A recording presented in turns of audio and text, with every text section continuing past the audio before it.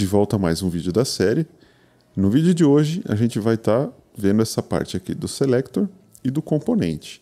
A princípio vai ser um exemplo bem enxuto, né? Bem simples, para você entender o que é cada item. Vai entrar um pouco de complexidade aí, a gente vai falar um pouco de RxJS, a gente vai citar aí o Observable, você vai ver algo aí, pode ficar um pouco confuso. Mas, se for o caso, se ficar muito difícil, por favor, deixa nos comentários aí para a gente estar criando outros vídeos, entrando um pouco mais de detalhe, para que você possa aprender e entender como essas peças se encaixam, né? Inclusive, a gente está diante de um cenário, né? Bem agora, né? Nos próximos dias aí tá para lançar, ou já lançou, uma versão nova do Angular, que é a versão 16, que já virá com Signals, que vai ter uma mudança bem significativa para melhor na forma como a gente lida com o Angular de uma forma reativa, né? Então vai facilitar bastante. Mas é um assunto que vai para um outro vídeo e vai longe. E, sem mais enrolação, bora pro vídeo. Foi dessa forma que a gente deixou o projeto na última aula. A gente criou aqui já um registro pré-definido aqui no nosso estado, que é um late aqui. Só que a partir do momento que a gente chama essa action, load shopping list, nós removemos aqui as entidades, né? No fim das contas ficou um array vazio, né? Até mudei um pouco o tema aqui para ficar um pouco melhor, para você ver. Mas aqui a gente tem um array vazio, né? Então se a gente remover novamente essa linha, ele já vai começar aqui com um item aqui dentro, que é o late, né? Vou acrescentar mais um, só para falar que tem mais de um item, né? Vou usar aqui o próprio GitHub Copilot para preencher para mim. Então adicionei aqui um pão também. Então se a gente vir aqui agora, a gente tem dois itens que a gente chama de entidades, que são a lista de itens do shopping list, né, da minha lista de compras. Só que na prática, esse resultado que a gente está vendo aqui, de leite e pão, ele não reflete ao que está aparecendo aqui, né? Porque esse conteúdo ele é estático aqui no HTML. Se a gente olhar aqui o shopping list component, a gente até tem aqui um loop, né? Se a gente olhar aqui no TypeScript, e os ingredientes vêm como um input aqui do app component, né? No app component a gente passa aqui os ingredientes do shopping list. Aqui, ó, o app component, né? Então a gente tem no TypeScript também. Aqui, ó, encontrei os nossos registros, que são aqueles registros que estão demonstrando aqui, né? Na verdade não está estático no HTML, mas a gente tem uma variável aqui já, ingredientes no app component. Como a gente faz então para pegar os registros, em vez de pegar aqui de ingredientes de app component, a gente quer pegar lá do nosso reducer. Para isso existem os selectors. Então a gente vai criar um aqui, ó, shopping list .selectors .ts. Os selectors são funções que servem para recuperar os dados da nossa store, que na prática são esses dados aqui. Então, a princípio, eu vou fazer o primeiro selector, que a gente vai chamar de feature selector, para trazer o shopping list, né? Então, esse primeiro item aqui, que é o estado do meu shopping list. Vou dar aqui, então, um export, const, vou chamar de get ou get shopping list state igual a create feature selector. Aqui já trouxe pra gente o exemplo, ó. Create feature selector. Vou dar um Ctrl ponto aqui e vou importar de NGRX store.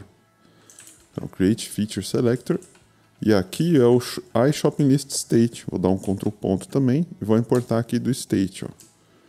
Se a gente olhar aqui, ó, nele, é o estado que a gente tem, que ele tem as entidades e o isLoading. Eu vou chamar de shopping list. Então, esse selector ele vai ser a base para todos os outros que a gente vai fazer. Então a gente vai criar selectors específicos para cada informação que a gente tem. Por exemplo, a gente vai fazer um selector que vai trazer para a gente o shopping list, as entidades do shopping list, né? Ou um outro só para trazer o isloading. Então, praticamente, a princípio, 2 selectors aqui. Né? Então, vou fazer aqui, ó, export const get shopping list, vou chamar assim, igual a create selector. E aqui dentro eu vou passar o próprio state, né, que é o primeiro aqui. Inclusive, esse aqui eu não preciso exportar, porque na prática a gente não vai precisar ficar exportando o estado original, né? A gente vai sempre ter a gente não vai exportar o feature selector, só o selector aqui. E a partir dele, aqui eu tenho um arrow function, e ele já até trouxe aqui pra gente. Ele vai pegar aqui já o parâmetro state, que é o próprio tipo que eu defini aqui, e vou retornar quem? Entities. Então vou seguir o mesmo princípio para pegar o isloading, né? Tá vendo que vai estar bem fácil aqui pra gente. Eu não preciso nem escrever mais o código, né? O GitHub Copilot faz tudo. Ó. O que eu tenho aqui? Ó? Get shopping list isloading, né? Quem que é esse cara? É esse cara aqui, ó, isloading. Vou retornar essa informação aqui. Ó, então eu pego o state também, né? Mesma lógica eu vou seguir aqui. State.isloading. Pronto, tenho selectors. Agora eu vou chamar esses selectors lá no componente. Certo? A princípio eu vou fazer direto aqui no app component. Por quê? Porque na prática, aqui, nessa minha lógica que eu decidi fazer, você poderia fazer direto aqui dentro do componente do shopping list. Mas eu escolhi fazer no app component. Por quê? O meu shopping list component aqui, ele é o que eu chamo de dumb component. Ou seja, ele é um componente que só recebe input, ele não tem uma lógica de buscar informação direto na store. Que é o caso aqui, certo? Inclusive os ingredientes aqui a gente já pode mudar até o tipo aqui, em vez de n, agora a gente já tem um state, né? Na verdade a gente tem aqui, ó, é o iShopList item. É um array, né? Esse cara aqui. Eu vou até copiar daqui e passar aqui, ó. Dá um Ctrl ponto aqui para importar. E aí aqui no app component, opa, aqui tem uma coisa já, ó. Aqui na verdade é quantity, né? Que a gente mudou. A gente definiu agora um tipo. Tá vendo a importância de manter um componente tipado, né? Evite usar n, tá? Então a gente usou provisoriamente ali. Vamos aqui no app component e aqui dentro do app component, a princípio, eu vou chamar o selector. Vou comentar essa parte aqui em cima. Vou chamar aqui de ingredients. Vou colocar um cifrão no final, porque esse é um padrão de um observable. E aí é o seguinte, ele já até trouxe uma sugestão aqui, né? Antes disso, deixa eu até comentar isso, para não dar erro. Vou criar um constructor para esse componente. Nesse constructor, vou importar aqui, vou injetar o store.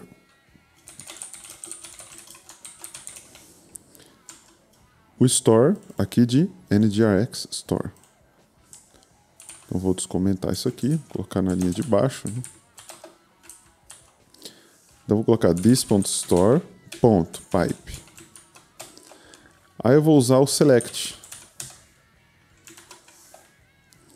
Ele já até trouxe aqui para mim, select shopping list. Vou importar aqui o select de NGRX Store. E o select shopping list, na verdade, é o get shopping list, né? Que é o selector que a gente acabou de criar. Então, ó, get shopping list, a gente vai importar de lá e usar aqui. Por enquanto eu vou deixar assim. E eu vou pegar os ingredientes que eu estou usando aqui no nosso template e não passo mais dessa forma. Eu não vou simplesmente passar assim também. Mas em vez disso, eu tenho que usar o pipe async. Só que mesmo assim, como você pode ver, mesmo colocando pipe async, ele ainda está dando um erro aqui. Por quê? Porque em algum momento, esses ingredientes aqui ele vai ser nulo, né? Então o template ele vai ser carregado antes do próprio ingrediente aqui, porque ele é justamente assíncrono, ele é reativo. Então, para resolver esse probleminha, vou colocar um ngIf aqui em cima.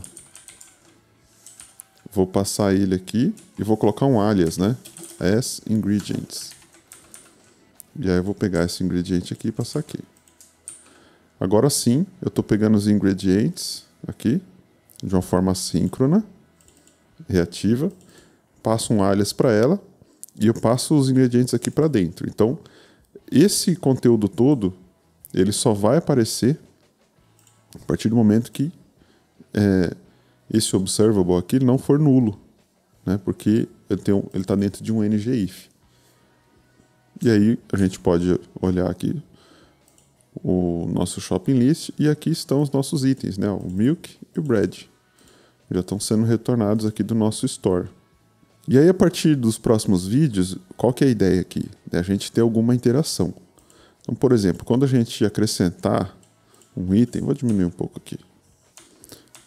Quando a gente acrescentar um item aqui, a gente for adicionar um novo ingrediente, a gente vai querer acrescentar aqui no store esse novo ingrediente, e aí ele vai aparecer aqui automaticamente, porque a partir do momento que eu acrescento qualquer item aqui no meu store, ele já é reativo. Então o selector já vai fazer o trabalho de atualizar aqui. Então é isso que a gente vai estar vendo na prática em outros vídeos. Você achou complicada essa aula? Bom, ela requer um pouco de pré-requisito aí, né? Tem que ter uma noção de RxJS e de Observable. Mas se ainda assim ficou muito confuso, deixa nos comentários aí. E aí, conforme for, a gente pode estar fazendo um vídeo entrando em mais detalhes de como que funciona o RxJS, né? O Observable, como que a gente cria, como que faz uma pipe, né? Porque a gente vai ter que conhecer alguns operators, né, que a gente chama, do RxJS. Então, espero que você tenha gostado. Se você gostou, compartilhe, deixe o seu like aí, apoie o canal e estamos por aí. Te vejo no próximo.